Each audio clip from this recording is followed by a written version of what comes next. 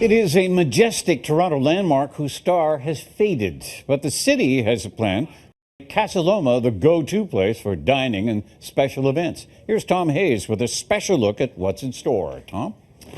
Yeah, Gord, it's the jewel of Toronto, or at least it used to be. Casa Loma is a little worn these days, but tonight we get a first-hand tour of how it's going to be brought back to life. The antique pipe organ has been fired up. The Christmas tree is in place. Casa Loma has been fixed up for the holiday, but there is much more fixing up on the way.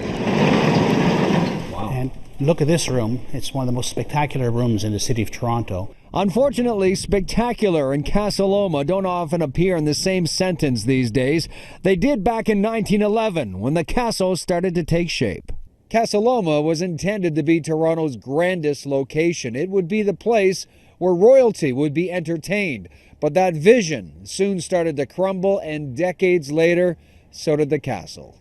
Look up, way up, and you'll see the mesh holding together the stonework. Look inside, you'll see the man who's been handed the keys to the castle. What we are going to do is engage the Toronto community to come here all the time. This will be a spectacular room for weddings. Nick DiDonato has a history with turning around old buildings. And imagine this as a great restaurant for you to bring your guests or visitors or just to come on a regular basis to have dinner here. Why not open this space up? And our vision is to have afternoon tea at Casa Loma on a Saturday and Sunday during Winterlicious. The renovations will be extensive.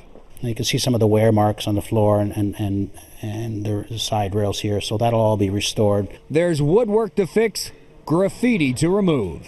We will clean that up and maintain it on a regular basis. It's a big project, $7 million, and it will take years to complete. The renovations will be done in stages, with the upscale restaurants scheduled to open by the end of next year.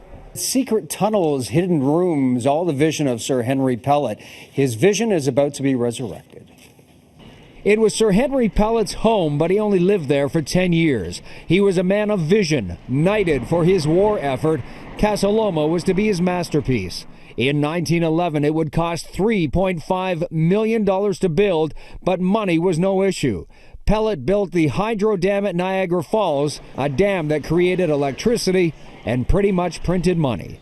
Sir Henry Pellet sold electricity to the city of Toronto. That made him a very wealthy man. But when the government stepped in and took over the power business, his empire was over. And so were his plans for Casa Loma.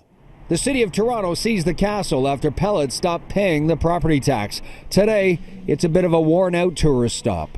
You from Singapore? Yeah, it's a very beautiful place. Something unique in a big industrial city. And we can use the word unique as we go deeper into the secret parts of the castle. An underground tunnel. Sir Pellet would use it to travel between buildings, and it will be brought to life again. Archival images of the Great Depression, of the Great Fire. There are other areas buried deep in the castle, such as the concrete swimming pool that was never finished, but now will be. This is going to be a great theater for us. Oh, so we're going to have chairs? A screen, we'll have chairs. As you can see, Hollywood has been here on occasion.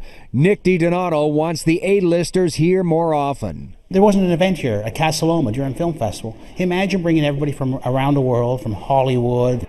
For Casa Loma, it's a new vision that sounds like a familiar plan originally hatched over 100 years ago. I think Sir Henry Pellet would be extremely excited about the potential and finally seeing what he had envisioned come to fruition in Toronto.